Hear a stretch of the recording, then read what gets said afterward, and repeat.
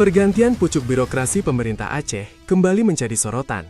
Setelah M. Nasir Syamaun diberhentikan dari jabatan Sekretaris Daerah Aceh, kini nama penggantinya mulai mengemuka. Taufik disebut akan dipercaya sebagai pelaksana tugas atau PLT Sekda Aceh. Sementara itu, M. Nasir akan menempati posisi baru sebagai Kepala Dinas Perpustakaan dan Kearsipan Aceh.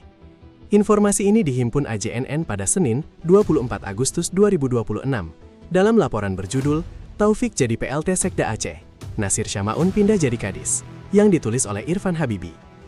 Pergantian dua jabatan strategis tersebut akan dilakukan setelah seluruh proses administrasi rampung. Penunjukan Taufik sebagai PLT Sekda Aceh tertuang dalam surat Gubernur Aceh yang disampaikan kepada Menteri Dalam Negeri pada akhir Juli 2026. Surat tersebut menjadi bagian dari proses pengusulan pengisian jabatan Sekretaris Daerah Aceh. Taufik sendiri bukan nama baru dalam lingkaran birokrasi pemerintah Aceh.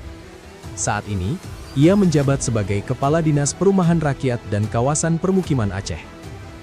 Sebelumnya, Taufik juga pernah dipercaya sebagai Kepala Dinas Energi dan Sumber Daya Mineral Aceh. Di sisi lain, M. Nasir Syamaun akan mengemban tugas baru sebagai Kepala Dinas Perpustakaan dan Kearsipan Aceh. Jabatan tersebut merupakan pejabat pimpinan tinggi pratama atau eselon 2A. Perubahan posisi M. Nasir berlangsung setelah Presiden Prabowo Subianto menerbitkan Keputusan Presiden Republik Indonesia Nomor 95/TPA tahun 2026 tentang pemberhentian pejabat pimpinan tinggi media di lingkungan pemerintah Provinsi Aceh. Kepres tersebut ditetapkan di Jakarta pada 21 Agustus 2026.